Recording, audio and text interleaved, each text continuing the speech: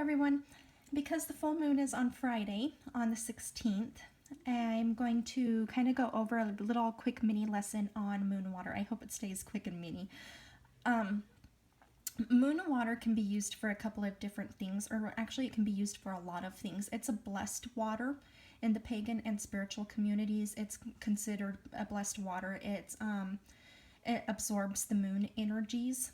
So everything that the moon is mystery, the moon is feminine, the moon is recharging, it's powerful.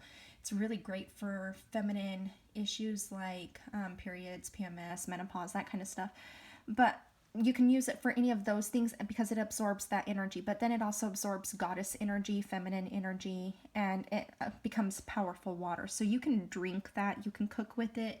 You can use it to bless tools or objects. You can use it to clean an altar or to clean your household to restabilize the energies within your home.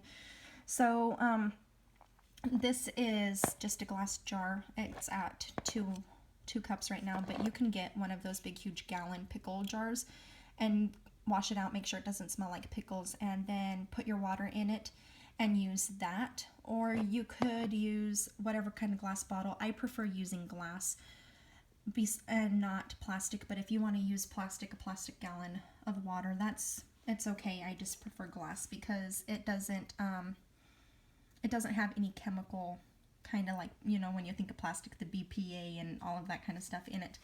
So you're going to take this out on the full moon. You're going to take it outside and you're going to put it somewhere where the moon beams can touch it, can give it its power, right?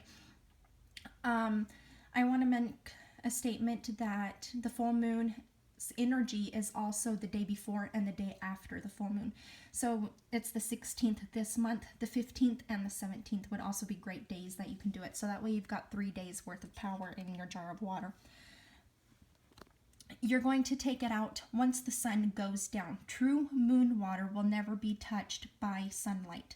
So you would have to take it out once the sun is down and it's dark outside, and watch it and be up if you're going to go to bed or whatever, and be able to bring it back inside before the sun comes up. I like to bring it back inside before even the first change of the horizon starts changing colors, like the moon is coming, the sun is coming up. So you're going to do that. You can intone your water with an affirmation. The way you would do that is you would pick it up and you would put it about level with your mouth, and you would speak your affirmation into your jar.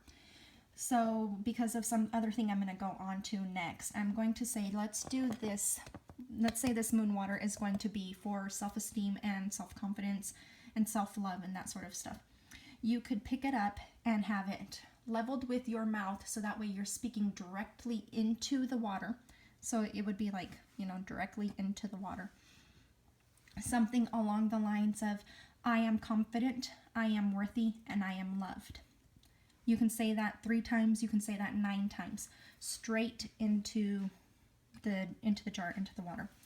I was talking to a friend last week, over the weekend, somewhere like that. She was saying she actually writes the affirmation or the word on her container, and she does it backwards so that way the water can read it and understand. And she was telling me that there's a scientific study that's actually done this moon water stuff, and they've actually affirmed and written down the words instead of speaking them only. They've written them down. And then they freeze the water, and the crystals that the water makes, the ones that had positive affirmations and positive words were beautiful crystals, and the ones that had negative affirmations and negative words were turning black. And it was that is totally awesome that somebody's done a scientific study on something that I've done for ages spiritually without even ever considering the scientific on it. So that's really cool. You can write down your little affirmation. She used the word love. So you could do that. Now, because I am a crystal person, I've got some crystals. These crystals, here is citrine and here is rose quartz. These are raw, these are polished. And yes, this is treated citrine. It's not raw or real honest citrine, but I believe it has the same energy. It's not dead, so I just go ahead and use this, and you can find this much easier than the real stuff. Most people will put their crystal inside of their water and then take it out into the moon and have it charged like that, and that becomes crystal infused moon water, and it will pick up the properties of the crystals.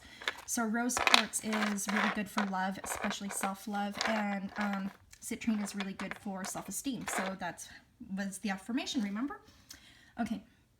What I want to comment on right now is I really don't want to give anybody an okay to put crystals inside of their water, and there's a few reasons why. One is your crystal may dissolve in your water. The water may hurt your crystal, and this is especially true with like selenite. It will dissolve and you will not have selenite anymore.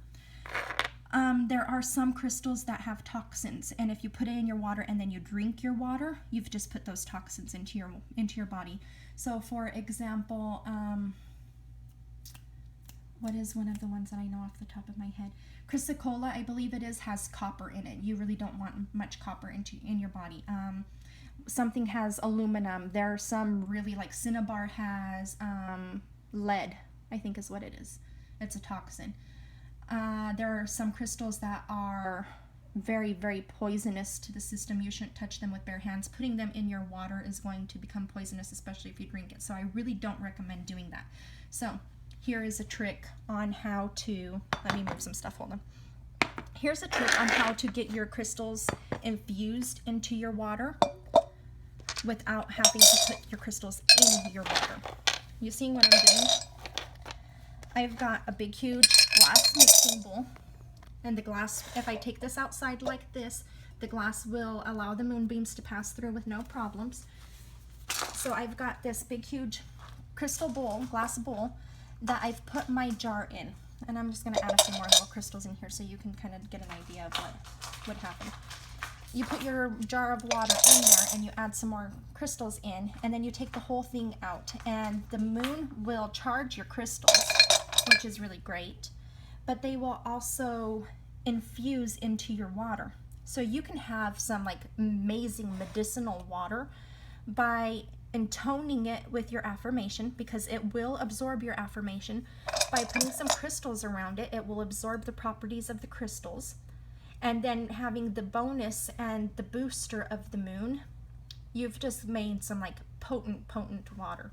And how I said, you can drink this after it's been charged, if it's like clean water, you know. I'm kind of a germphobe, so I have to make sure like my jar's been sanitized, my water is clean, it has to have a lid on it, kind of stuff like that. There are some people who will take out their water with no lid on it. That just makes me crazy, because what if a bug touched it, you know?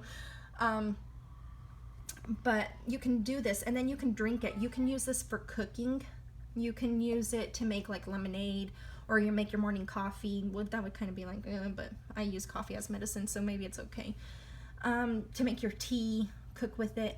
Or if you're not going to actually put it into your body, you can use it for, how I said, for cleaning your altar, for using it as a floor wash, or bathing in it, or all of these other kinds of options that you have. But if you're going to make honest moon water, the sunlight should never touch it. It should be out on the full moon, and having it out to the day before, the day of, and the day after the full moon will just give it a little bit extra. So there is a mini lesson on moon water. There's a chant that you can do, that you can add to it, to your moon water, if you're not going to affirm it or like your crystal kind of stuff in it. You just want normal basic moon water. That would be like, you just take this out, and then there's a chant that I will have on Facebook, on my Facebook page. That's facebook.com/bluerainorchid. And you can follow that chant, or you can follow any other chant that you want to help infuse it with moon water special stuff. And that's it. So if you liked this little mini lesson on moon water, please subscribe, so that way you can watch any video I have. There's like some videos here on what to do on the new moon for abundance work. There's free weekly readings, so there's lots of stuff, and crystal stuff here. So go ahead and subscribe, so that way you never lose a video, or you're always up to date on what the videos are and when. like, subscribe, comment, share, all of that wonderful, amazing stuff. And I will see you guys again next time. Happy moon watering. Blessed full moon. Bye.